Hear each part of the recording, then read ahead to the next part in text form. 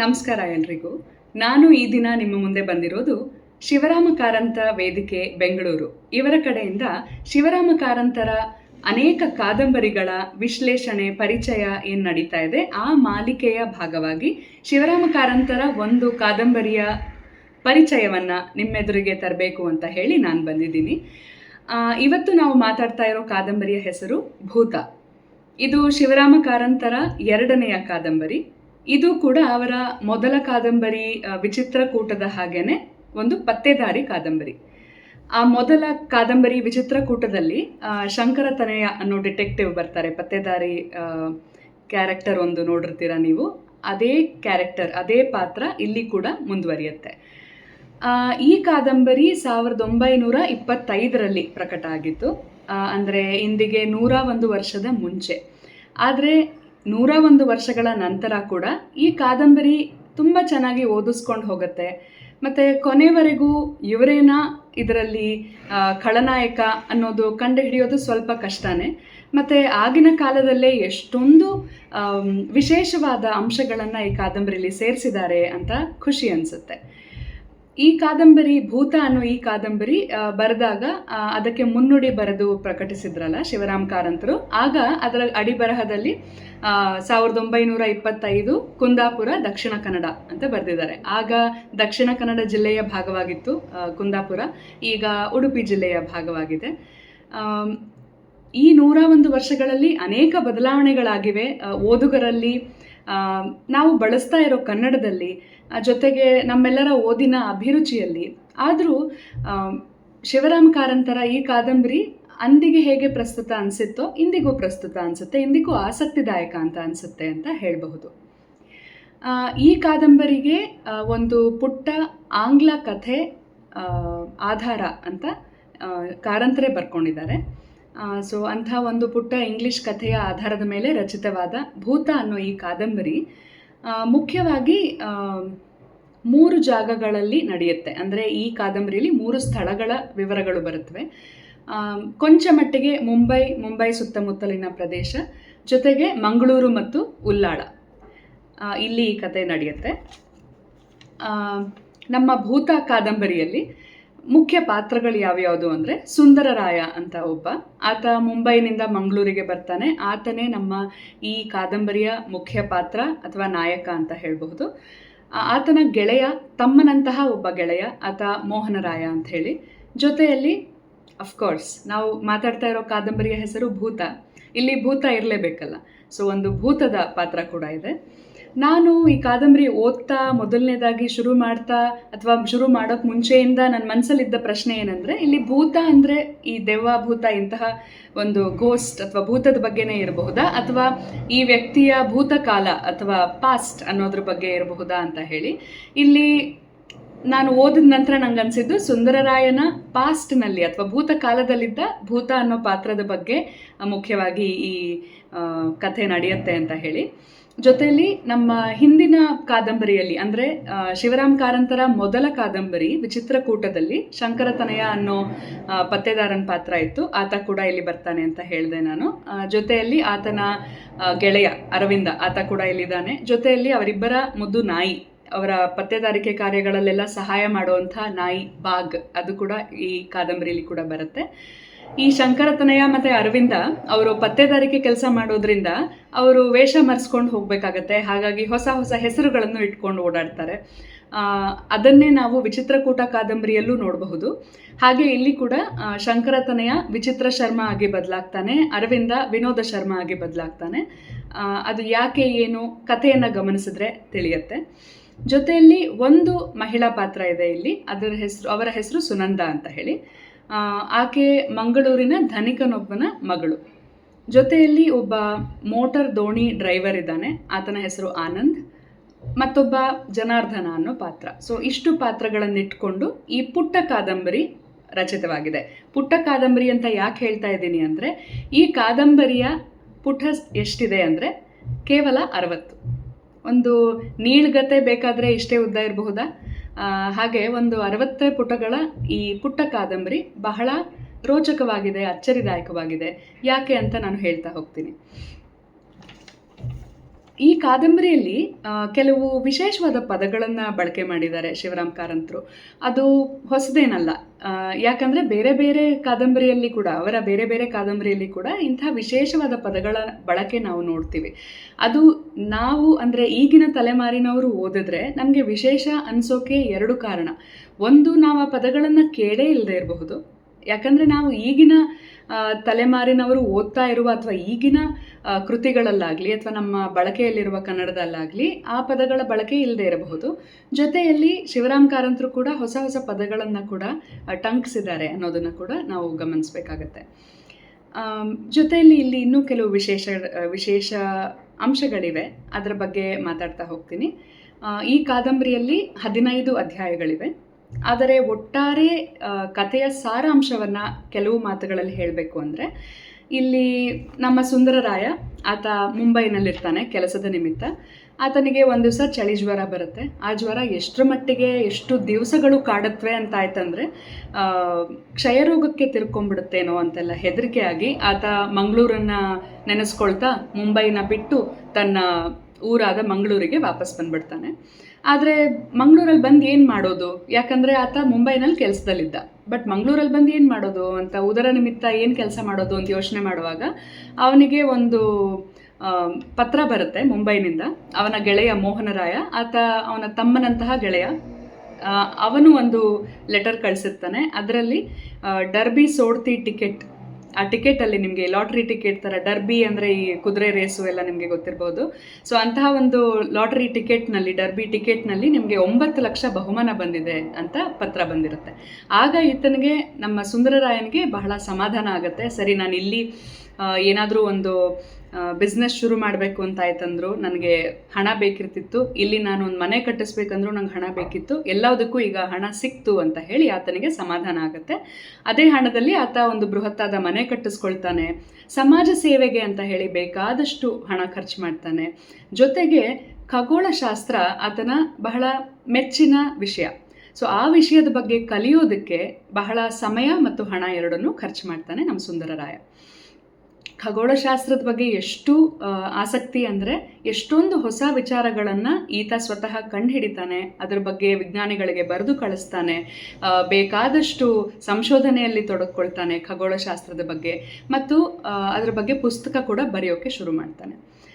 ಆತ ಇದೆಲ್ಲ ಮಾಡೋಕ್ಕೆ ಆತ ಮಂಗಳೂರಿಗೆ ಬರೋಕ್ಕೆ ಸಾಧ್ಯ ಆಗಿದ್ದು, ಅಷ್ಟು ಪುರ್ಸೊತ್ತು ಸಿಕ್ಕಿದ್ದು ಅನುಕೂಲ ಆಯಿತು. ಆದರೆ ಆತ ಮಂಗಳೂರಿಗೆ ಯಾಕೆ ಬಂದ ಅಂತ ನೋಡುವಾಗ, ನಾನು ಮೊದಲೇ ಹೇಳಿದಾಗೆ ಜ್ವರ, ಅದರಿಂದ ಕ್ಷಯ ಬಂದರೆ ಅಂತೆಲ್ಲ ಆತನಿಗೆ ಹೆದರಿಕೆ ಆಯಿತು ಅಂತ.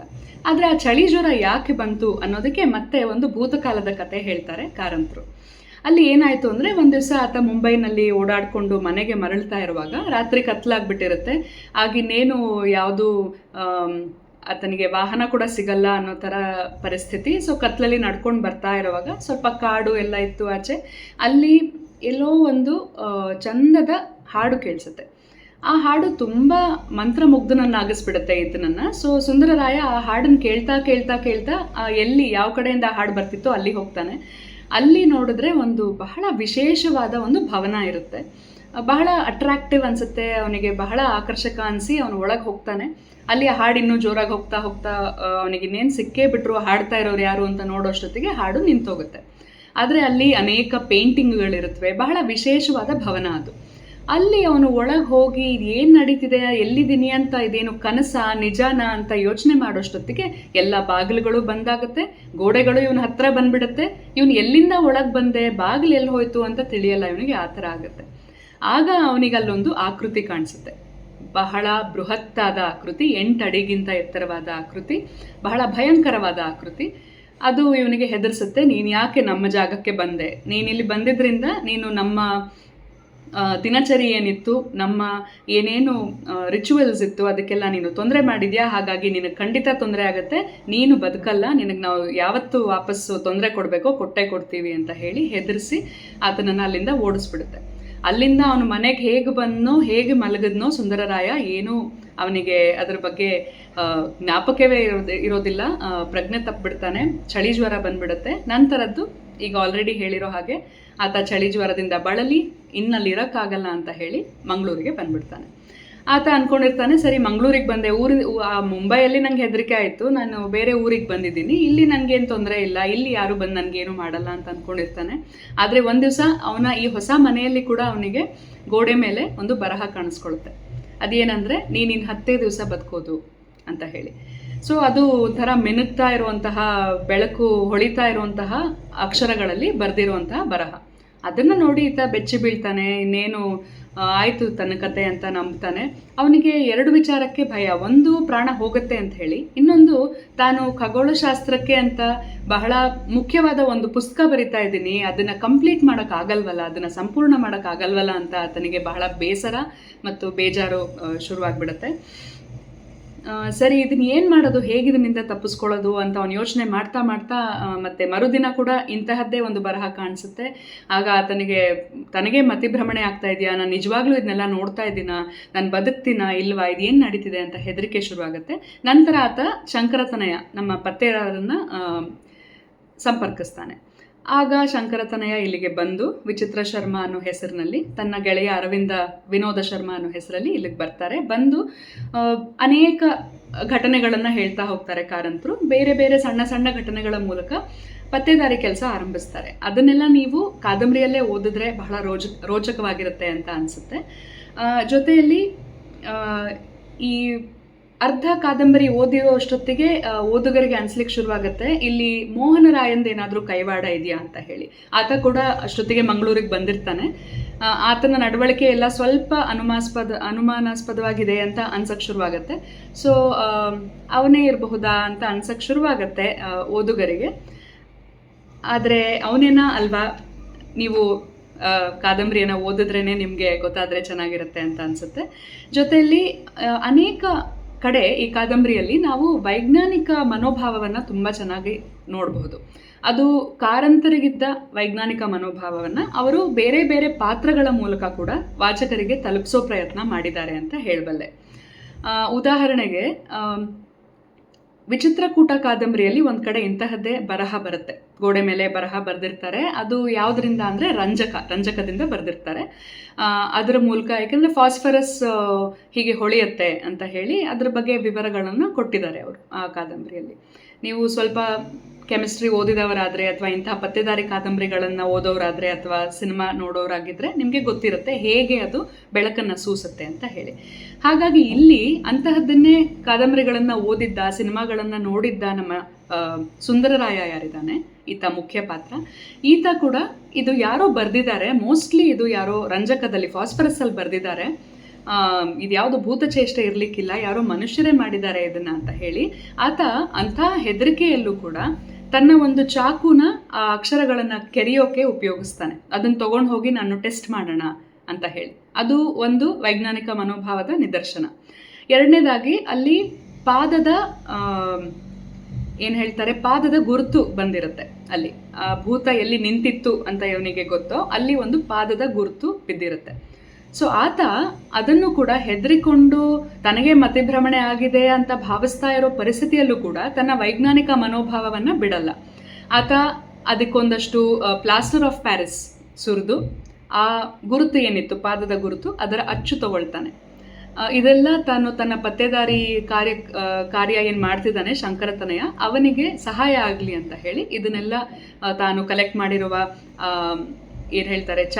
ಚಾಕು ಉಪಯೋಗಿಸಿ ಫಾಸ್ಫರಸ್ ರಂಜಕದ ಏನಾದರೂ ಛಾಯೆ ಇದೆಯಾ ಅಂತ ಹೇಳಿ ಒಂದಷ್ಟು ಎವಿಡೆನ್ಸ್ ಕಲೆಕ್ಟ್ ಮಾಡಿರ್ತಾನಲ್ಲ ಅದು, ಮತ್ತು ಈ ಪ್ಲಾಸ್ಟರ್ ಆಫ್ ಪ್ಯಾರಿಸ್ ಬಳಸಿ ತಯಾರಿಸಿರುವ ಪಾದದ ಅಚ್ಚು, ಇದನ್ನೆಲ್ಲ ಶಂಕರತನಯನಿಗೆ ಹ್ಯಾಂಡ್ ಓವರ್ ಮಾಡ್ತಾನೆ. ಮತ್ತು ಅವರ ಅನೇಕ ಚರ್ಚೆಗಳಲ್ಲಿ ಕೂಡ ವೈಜ್ಞಾನಿಕ ಮನೋಭಾವ ಜನರಿಗೆ ದಾಟುತ್ತೆ. ಅದು ಕಾರಂತರ ವೈಜ್ಞಾನಿಕ ಮನೋಭಾವ ಈ ಪಾತ್ರಗಳ ಮೂಲಕ ಮಾತಾಡಿ ವಾಚಕರಿಗೆ ತಲುಪುತ್ತೆ ಅಂತ ನನ್ನ ನಂಬಿಕೆ. ಇಷ್ಟು ಮಾತ್ರ ಅಲ್ಲ, ಇನ್ನು ಮತ್ತೊಂದು ದೃಶ್ಯದಲ್ಲಿ ಆತ ಹೇಗೆ ನಿಂತಿರ್ತಾನೆ, ಭೂತ ಅಥವಾ ಭೂತದ ವೇಷದಲ್ಲಿರುವ ಮನುಷ್ಯನ ಹೇಗೆ ನಿಂತಿರ್ತಾನೆ ಅನ್ನೋದು ಕೂಡ, ಯಾವ ಕೋನದಲ್ಲಿ ನಿಂತಿರ್ತಾನೆ, ಮತ್ತು ಆತನ ಪಾದದ ಗುರುತು ಎಷ್ಟು ಆಳಕ್ಕೆ ಹೋಗಿದೆ, ಅಂದರೆ ಆತನ ಎತ್ತರ ಎಷ್ಟಿರಬಹುದು ಅಥವಾ ಆತನ ಭಾರ ಎಷ್ಟಿರಬಹುದು, ಇದೆಲ್ಲದನ್ನು ಅವರು ಕ್ಯಾಲ್ಕುಲೇಟ್ ಮಾಡುವ ರೀತಿ, ಆ ಚರ್ಚೆ, ಅದೆಲ್ಲ ಬಹಳ ವೈಜ್ಞಾನಿಕವಾಗಿ ಮೂಡಿ ಬಂದಿದೆ.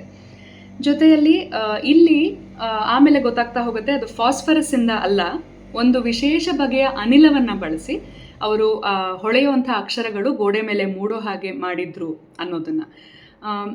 ಇಂಥ ಅನೇಕ ವಿಚಾರಗಳು ಬರುತ್ತವೆ. ಜೊತೆಯಲ್ಲಿ ಬಹಳ ಇಂಟ್ರೆಸ್ಟಿಂಗ್ ಆಗ್ತಾ ಹೋಗುತ್ತೆ ಕತೆ. ಕೊನೆಗೆ ಯಾವುದೇ ಒಂದು ಒಳ್ಳೆಯ ಪತ್ತೇದಾರಿ ಕಾದಂಬರಿಯಲ್ಲಿ ಅಥವಾ ಒಂದು ಇಂಟ್ರೆಸ್ಟಿಂಗ್ ಸಿನಿಮಾದಲ್ಲಿ ಇರಬಹುದಾದ ಅನೇಕ ಅಂಶಗಳು ಇಲ್ಲಿದೆ. ಇದು ಕಾರ್ ಚೇಸ್ ಆಗಿರಬಹುದು ಅಥವಾ ಬೈಕ್ ಚೇಸು, ಒಂದು ಮೋಟಾರ್ ಬಂಡಿಯಲ್ಲಿ ಅವರು ಚೇಸ್ ಮಾಡ್ತಾರೆ ಅಂತ ಇದೆ. ಟ್ರೈನಲ್ಲಿ ಕೂಡ ಒಬ್ಬ ಖಳನಾಯಕನನ್ನು ಫಾಲೋ ಮಾಡಿಕೊಂಡು ಚೇಸ್ ಮಾಡೋದು, ಜೊತೆಯಲ್ಲಿ ನದಿಲಿ ಬಿದ್ದು ಈಜ್ತಾ ಚೇಸ್ ಮಾಡೋದು, ಮತ್ತು ನದಿಯಲ್ಲಿ ಬಿದ್ದು ಹೊರಳಾಡ್ತಾ ಅವರ ಫೈಟಿಂಗು, ಅವರ ಏನು ಹೊಡೆದಾಟದ ದೃಶ್ಯ ಎಲ್ಲ ಇದೆ. ಇದು ಬಹಳ ಸಿನಿಮ್ಯಾಟಿಕ್ ಆಗಿ ಬರೆದಿದ್ದಾರೆ ಕಾರಂತರು ಅಂತ ಹೇಳ್ಬೋದು. ಜೊತೆಗೆ ಕೊನೆಯಲ್ಲಿ ಒಂದು ಚಿರತೆ ಜೋಡಿ ಬರುತ್ತೆ, ಆ ಚಿರತೆಗಳ ಜೊತೆ ಕೂಡ ಫೈಟಿಂಗ್ ಇದೆ. ಇದೆಲ್ಲ ಆಗಿ ಕೊನೆಗೆ ಯಾರು ಖಳ ಅಂತ ಗೊತ್ತಾಗತ್ತಾ, ಇದು ಸುಖಾಂತಿ ಆಗತ್ತಾ ಅಂತ ತಿಳ್ಕೊಳ್ಳೋಕ್ಕೆ ನೀವು ಈ ಪುಟ್ಟ ಕಾದಂಬರಿ, ರೋಚಕವಾದ ಕಾದಂಬರಿಯನ್ನು ಓದಿ ಅಂತಲೇ ನಾನು ಹೇಳಲಿಕ್ಕೆ ಇಷ್ಟಪಡ್ತೀನಿ. ಈ ಕಾದಂಬರಿಯಲ್ಲಿ ಕೆಲವು ವಿಶೇಷವಾದ ಪದಗಳನ್ನು ಬಳಸಿದ್ದಾರೆ ಅಂತ ಹೇಳಿದೆ ನಾನು. ಈಗ ಸಾಮಾನ್ಯವಾಗಿ ನಾವು ಈಗಿನ ತಲೆಮಾರಿನ ಪುಸ್ತಕಗಳಲ್ಲಿ ಕಾಣಲಿಕ್ಕಿಲ್ಲ ಈ ಪದಗಳು ಅಂತ ನನಗನ್ಸುತ್ತೆ. ಅದು ಒಂದು ಲಾಲಾಯಿತರಾಗುವುದಿಲ್ಲ ಅನ್ನೋ ಒಂದು ಪದ ಆಗಿರ್ಬೋದು, ಅಥವಾ ಈ ಆಫೀಸ್ನಲ್ಲಿ ಕೆಲಸ ಮಾಡುವಂಥವರು ಅನ್ನೋಕ್ಕೆ ಲೇಖನಿ ಮನುಷ್ಯರು ಅನ್ನೋ ಪದ, ಮತ್ತು ಹೆರವರು ಅನ್ನೋ ಪದ, ಆಮೇಲೆ ಸ್ವಸ್ತಿ ಮಾಡಲೇತಕ್ಕೆ, ಇಂತಹ ಪದಗಳೆಲ್ಲ ಬಹಳ ವಿಶಿಷ್ಟ ಅನಿಸ್ತು ನನಗೆ, ಬಹಳ ಇಷ್ಟ ಆಯಿತು. ಮತ್ತು ಯಾರಾದರೂ ಈಗ ಒಬ್ಬ ಖಳನಿಗೆ ಇವನು ಹೊಡೆದ, ಅಕಸ್ಮಾತ್ ನಮ್ಮ ಮುಖ್ಯ ಪಾತ್ರದವನು ಹೊಡೆದ ಅಂತ ಆಯ್ತಂದರೆ ಅವನು ಖಳ ನೆಲದ ಮೇಲೆ ಬಿದ್ದ ಅಂತ ಹೇಳೋಕ್ಕೆ ಅವರು ಉಪಯೋಗಿಸೋ ಫ್ರೇಸ್ ಹೇಗಿದೆ ಅಂದರೆ, ಭೂಮಿಯ ವಿಸ್ತಾರವನ್ನು ಅಳಿತಾ ಇದ್ದ ಅವನು ಭೂಮಿ ಮೇಲೆ ಬಿದ್ದು ಅನ್ನೋ ಥರ ಹೇಳ್ತಾರೆ. ಅವನು ಬಿದ್ದ ಕೆಳಗೆ ಅಂತ ಹೇಳೋಕ್ಕಿಂತ, ಅವನು ಮಕಾಡೆ ಮಲಗದ ಅಂತ ಹೇಳೋಕ್ಕಿಂತ ಆತ ಭೂಮಿಯ ವಿಸ್ತಾರವನ್ನು ಅಳಿತಾ ಇದ್ದ ಅನ್ನೋ ಥರ ಬರೆದಿದ್ದಾರೆ. ಆಮೇಲೆ ಆತನಿಗೇನೋ ಅರ್ಜೆಂಟ್ ಕೆಲಸ ಇತ್ತು ಅಂತ ಹೇಳೋಕ್ಕೆ ತ್ವರ್ಯದ ಕೆಲಸ ಇತ್ತು ಅಂತ ಬರೀತಾರೆ. ಮತ್ತು ಏನಾದರೂ ಇವರೆಲ್ಲ ಕುತ್ಕೊಂಡು ಪ್ಲ್ಯಾನ್ ಮಾಡ್ತಾ ಇದ್ದಾರೆ, ಹೊಂಚು ಹಾಕ್ತಾ ಇದ್ದಾರೆ ಅನ್ನೋಕ್ಕೆ ಅಂಥ ಜನರನ್ನು ಹೊಂತಕಾರಿಗಳು ಅಂತಾರೆ. ಮತ್ತು ಹೊಂತಗಾರಿಕೆ ನಡೀತಾ ಇದೆ ಅಲ್ಲಿ ಅಂತ ಹೇಳ್ತಾರೆ. ಆಮೇಲೆ ಹಗ್ಗದಿಂದ ಮಾಡಿರುವ ಏಣಿ, ನೂಲೇಣಿ ಪದ ಹೆಚ್ಚು ಬಳಕೆಯಲ್ಲಿರೋದು ಕೇಳಿದ್ದೀನಿ ನಾನು. ಇಂಥ ಕೆಲವು ವಿಶಿಷ್ಟವಾದ ಪದಗಳು ಬಹಳ ಆಸಕ್ತಿದಾಯಕ ಅಂತ ಅನ್ನಿಸ್ತು ನನಗೆ. ಜೊತೆಯಲ್ಲಿ ಕೆಲವು ಕಡೆ ರೀಲ್ ಮತ್ತು ರಿಯಲ್ ವರ್ಲ್ಡ್ನ ಕನೆಕ್ಟ್ ಮಾಡ್ತಾರೆ ಅಂತ ಹೇಳಬಲ್ಲೆ. ಅಂದರೆ ಈ ಸುಂದರರಾಯನ ಬದುಕಿನ ಬಗ್ಗೆ ಹೇಳ್ತಾ ಆತ ಬರೆದಿರೋ ಪುಸ್ತಕಗಳಿವೆ ಅಂತ ಹೇಳ್ತಾ ತಕ್ಷಣ ವಾಚಕರೊಂದಿಗೆ ಮಾತಾಡ್ತಾರೆ ಕಾರಂತರು. ಏನಂದರೆ, ನೀವು ಈಗಲೂ ನೋಡಬಹುದು, ನಿಮಗೆ ಸುಂದರರಾಯನ ಪುಸ್ತಕ ಸಿಕ್ಕರೆ ಓದಿ, ಬಿಕರಿಗೆ ಸಿಗ್ತಾ ಇದೆ, ಅದು ನೀವು ತಗೊಂಡು ಓದಿ ಅಂತ ಹೇಳ್ತಾರೆ. ಸೊ ಅದು ಈ ರಿಯಲ್ ಮತ್ತು ರೀಲ್ ಲೈಫ್ನ ಕನೆಕ್ಷನ್ ತರ್ತಾ ಇದ್ದಾರೆ ಅಂತ, ಅದು ಬಹಳ ಇಂಟ್ರೆಸ್ಟಿಂಗ್ ಅನಿಸ್ತು ನನಗೆ. ಜೊತೆಯಲ್ಲಿ ಅತಿ ಮಾನುಷವಾದ್ದು ಏನು ಇರಲಿಕ್ಕಿಲ್ಲ, ಇದೆಲ್ಲ ಮನುಷ್ಯರೇ ಮಾಡಿರುವಂಥ ಕುತಂತ್ರ, ಅಥವಾ ಸೈಂಟಿಫಿಕ್ ಅಥವಾ ಪ್ರಾಕ್ಟಿಕಲ್ ಲಾಜಿಕಲ್ ಯೋಚನೆಗಳು ಹೇಗೆ ಮುಖ್ಯ ಆಗುತ್ತೆ ಬದುಕಿನಲ್ಲಿ, ವೈಜ್ಞಾನಿಕ ಮನೋಭಾವ ಹೇಗೆ ಮುಖ್ಯ ಆಗುತ್ತೆ ಅನ್ನೋದನ್ನು ಸಾರಿ ಸಾರಿ ಹೇಳಿದ್ದಾರೆ ಈ ಪುಟ್ಟ ಕಾದಂಬರಿಯಲ್ಲಿ ಕಾರಂತರು ಅಂತ ನನಗನ್ಸುತ್ತೆ. ಇಂತಹ ಅನೇಕ ಹೊಳಹುಗಳು ಸಿಕ್ತು ನನಗೆ ಕಾರಂತರ ಈ 2ನೆಯ ಕಾದಂಬರಿ, ಪತ್ತೇದಾರಿ ಕಾದಂಬರಿ ಭೂತ, ಅದನ್ನು ಓದಿದಾಗ. ಈ ಕಾದಂಬರಿಯನ್ನು ನೀವು ಓದಿ ನೋಡಿ, ನಿಮಗೂ ಇಷ್ಟ ಆಗಬಹುದು ಅಂತ ಹೇಳ್ತಾ, ಶಿವರಾಮ ಕಾರಂತ ವೇದಿಕೆ ಬೆಂಗಳೂರು ಇವರಿಗೆ ಈ ಅವಕಾಶ ಮಾಡಿಕೊಟ್ಟಿದ್ದಕ್ಕೆ ನಾನು ಧನ್ಯವಾದ ಹೇಳ್ತೀನಿ. ನಮಸ್ಕಾರ.